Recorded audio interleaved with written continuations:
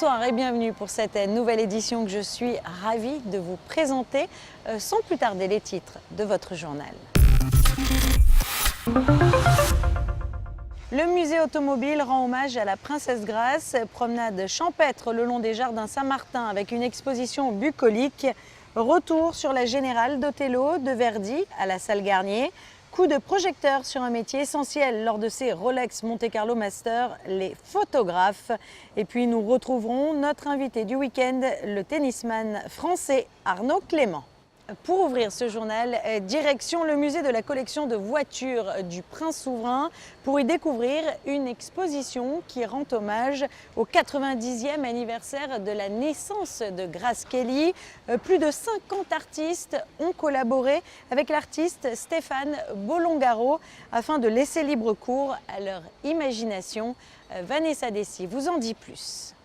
En 11 films, Grace Kelly est propulsée au firmament des stars hollywoodiennes. Unique et intemporelle, elle reste encore aujourd'hui une icône incontournable, inspirant de nombreux artistes. À l'occasion du 90e anniversaire de sa naissance, Stéphane Bolongaro a décidé d'en faire une exposition en hommage.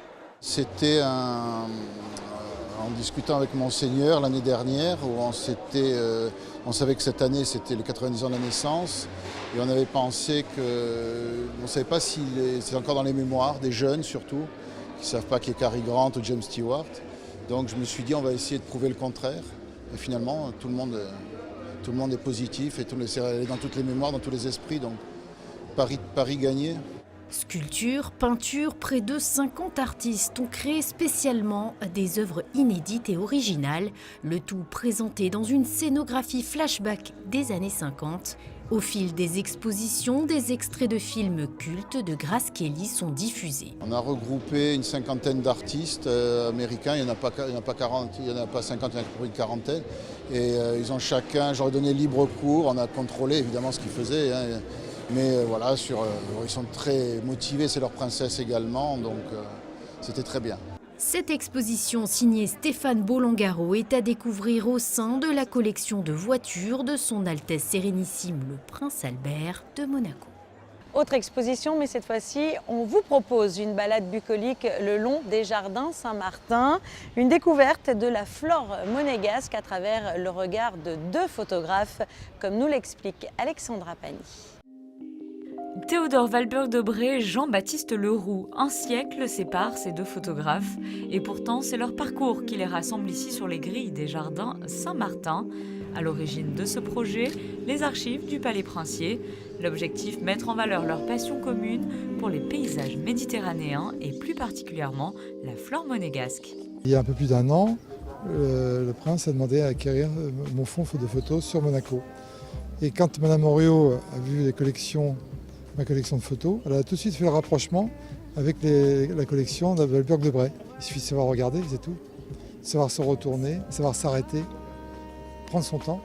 Et puis à ce moment-là, on est gâtés, mais vraiment de rencontres merveilleuses avec des fleurs. Vous l'aurez compris, les plantes sont leur sujet de prédilection dans un cadre aujourd'hui aussi urbanisé que Monaco. Le regard du photographe fait toute la différence. Savoir poser son objectif au bon endroit, la lumière a elle aussi son importance. Souvent on m'a fait la remarque, mais non c'est pas possible, c'est pas Monaco. Si, c'est bien Monaco. Et je peux emmener les gens, il suffit de retourner et on retrouve, à condition d'y aller avec les mêmes lumières. C'est vrai qu'en plus selon la lumière, on appréhende différemment. On ne voit pas les choses de la même manière tous les jours, heureusement d'ailleurs. Échange de vues, regards croisés, cette exposition propose aux passants une parenthèse nostalgique et poétique à découvrir jusqu'au 23 septembre sur les grilles des jardins Saint-Martin. La Générale d'Othello de Verdi s'est tenue hier soir à la salle Garnier. 4 représentations à partir de dimanche seront données. Il s'agit du dernier spectacle de la saison José Sacré.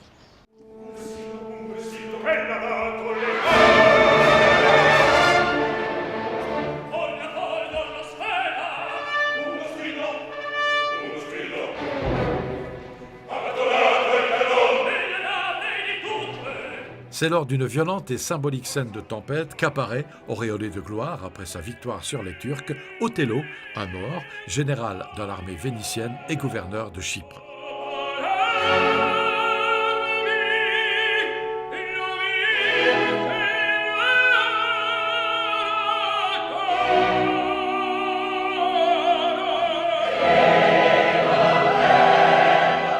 Avant-dernier opéra de Verdi, Othello culmine dans la production lyrique du génial compositeur italien. C'est une œuvre d'un équilibre parfait où les voix et l'orchestre se fondent merveilleusement dans l'unité dramatico-musicale.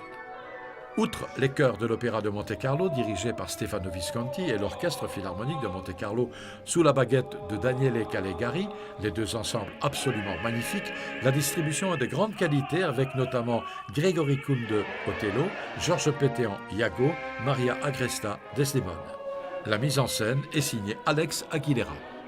L'opéra, c'est d'abord le chant, et puis il y a une histoire. Donc il faut toujours respecter un peu tous les chanteurs. Il faut toujours être pour eux, en fait, on travaille pour eux plutôt. Quand on vient voir un opéra, on vient d'abord voir pour les chanteurs et ensuite peut-être pour le metteur en scène. Je pense toujours à eux d'abord et surtout leur bien-être sur scène, parce que je parle toujours des bien-être. Il faut toujours être bien dans sa peau et bien aussi dans le personnage. Et voilà, on commence comme ça, puis on travaille, c'est une discussion avec les chanteurs, puis après on trouve quelque chose, un point en commun, et voilà.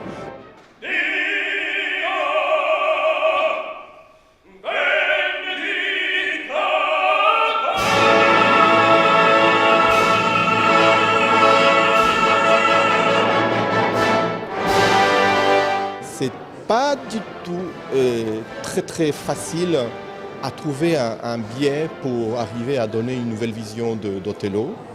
Mais je suis content dans cette production, je suis content. J'ai essayé de donner un peu une autre vision plutôt psychologique du personnage.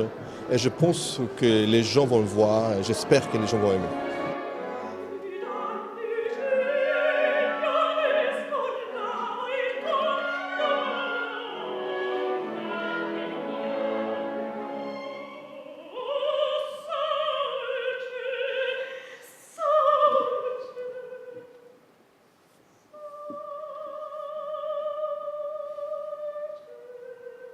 Othello de Verdi, dernier spectacle de la saison à l'Opéra de Monte-Carlo du 21 au 30 avril.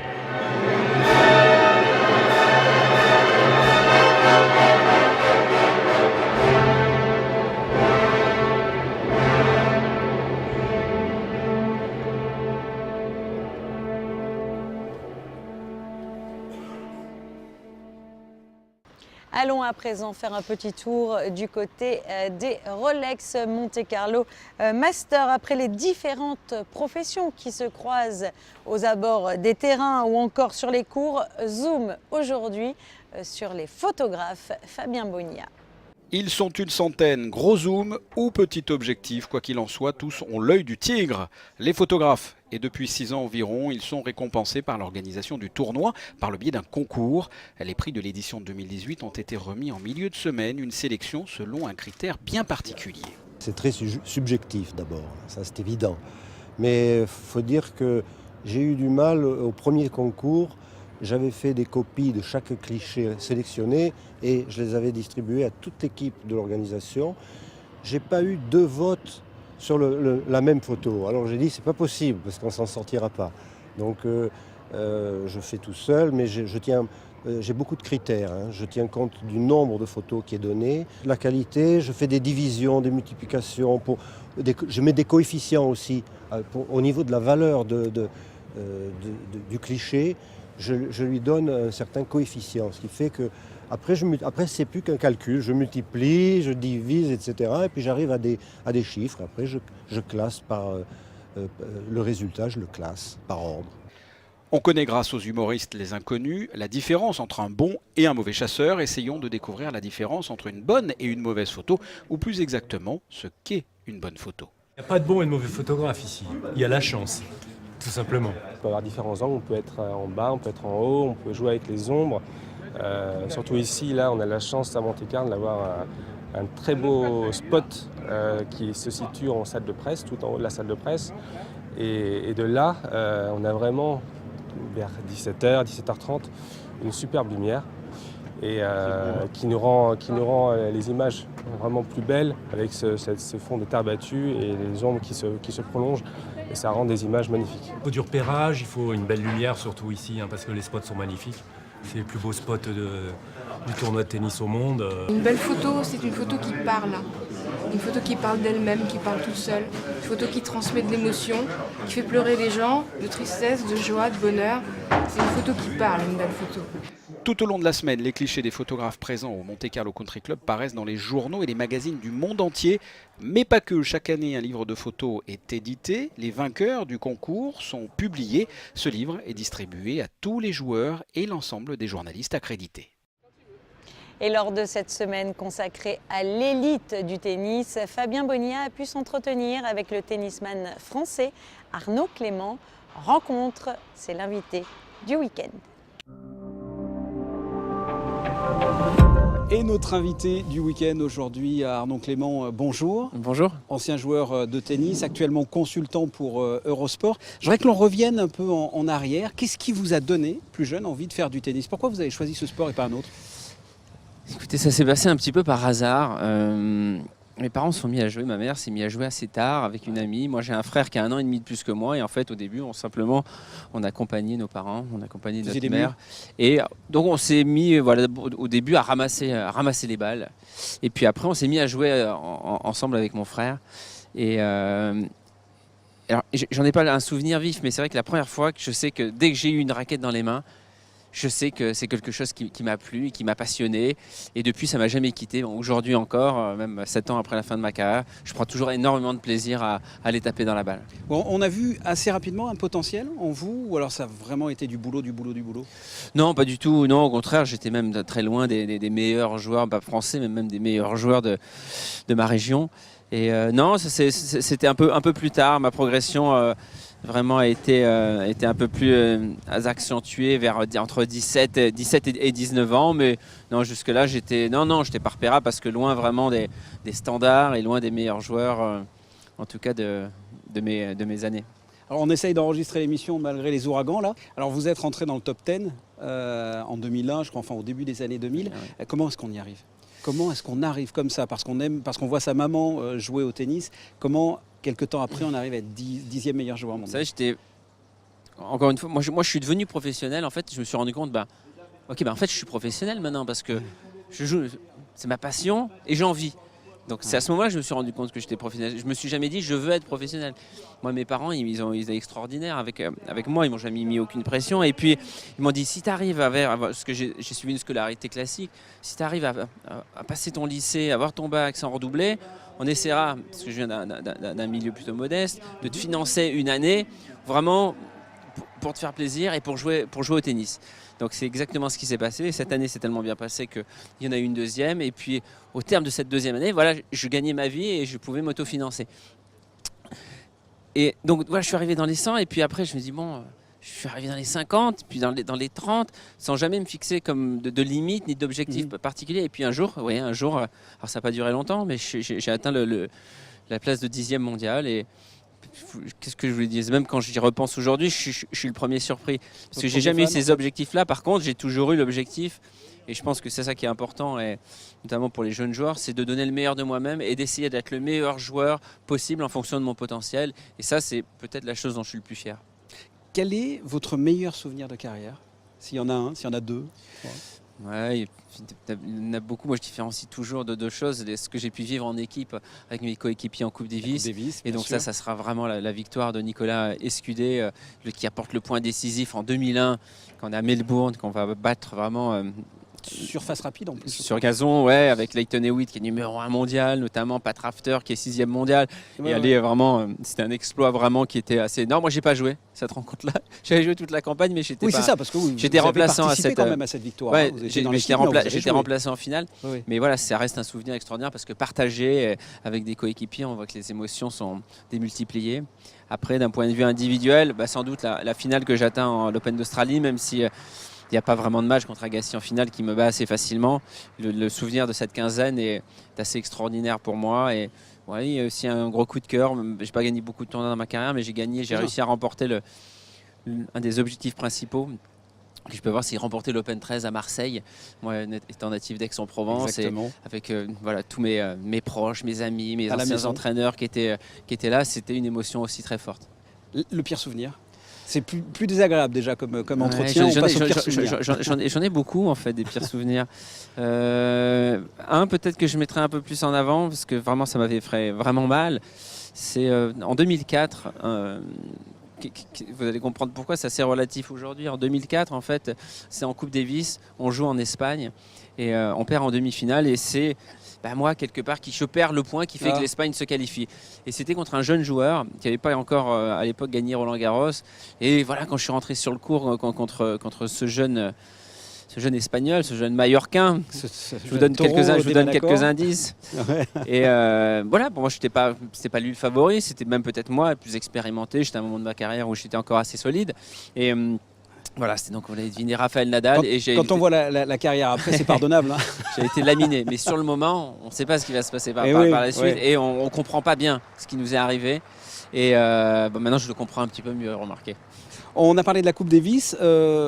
Est-ce qu'on peut avoir votre réaction, votre point de vue par rapport à la nouvelle formule qui fait quand même qui fait de la polémique en tout cas?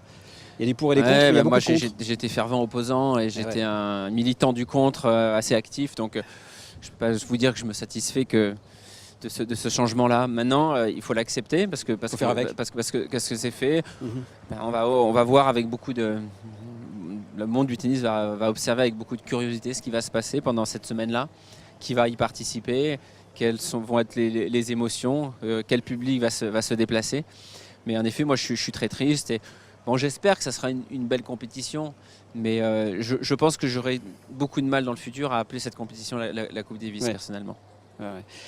On est à Monaco, le Rolex Monte Carlo Masters. On est installé ici, lunettes de soleil. J'ai même envie de faire une inférence avec les valseuses. On n'est pas bien à la fraîche. Quel est votre sentiment sur ce tournoi? C'est un tournoi que j'ai toujours énormément de plaisir à jouer. Et le cadre, tout le monde le dit, tout le monde est d'accord là-dessus. C'est extraordinaire. C'est un des plus beaux cours du monde.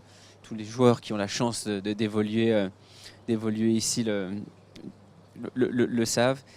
Après, le seul problème, moi, c'est que sur terre battue, j'étais moins bon. J'étais moins bon et j'étais encore moins bon quand c'était le début de la saison sur terre battue. Donc, j'ai jamais vraiment comme beaucoup de joueurs qui ont une surface rapide. Pour s'habituer, c'est plus lent. C'est ce que je préférais. Mais voilà, en tout cas, toujours, j'arrivais ici avec beaucoup d'excitation, avec l'espérance de faire mieux que l'année d'avant. C'est pas souvent arrivé. Mais voilà, en tout cas, là, Sauf qu'il y avait les Espagnols qui étaient nés sur cette surface et qui... C'était plus naturel. Mais là, je reviens en tout cas avec beaucoup de décontraction et beaucoup de plaisir, avec la possibilité de profiter encore davantage du cadre et c'est assez exceptionnel. Dernière question, qu'est-ce que fait Arnaud Clément quand il ne commente pas, quand il ne vit pas pour le tennis? Quelles sont vos autres occupations, vos autres passions? Je vous avoue, je suis assez heureux aussi d'un petit peu moins bouger, d'être un petit peu plus posé, de partager du temps avec ma famille, avec mes amis. Ça m'a manqué aussi, notamment sur ma fin de carrière. Et après, je suis encore assez sportif dans l'âme, donc je pratique beaucoup de sport, notamment le vélo. Et j'ai pris mon vélo, par exemple, ici. Ici, c'est un endroit qui est assez extraordinaire. Alors, on monte tout de suite, mais après, on a un arrière-pays aussi qui est assez fabuleux. Et donc voilà, ça prend déjà beaucoup de temps et je suis content aussi d'avoir ce temps pour être un peu plus posé, un peu plus calme. Arnaud Clément, merci infiniment d'avoir répondu à mes questions. Merci à vous. Les jours se suivent et se ressemblent. Le beau temps va-t-il perdurer? La réponse tout de suite avec la météo. Samedi, un ciel mitigé, alternance de soleil et de nuages avec des températures assez agréables. Dimanche, un ciel voilé, mais pas de menace de pluie. Le lundi de Pâques s'annonce, lui, orageux, de la pluie est prévue, mauvais temps qui se poursuivra mardi. Mercredi, toujours des nuages, mais retour du soleil partiellement. Mais avant de clôturer ce journal, je vous propose de découvrir tout de suite notre image du jour.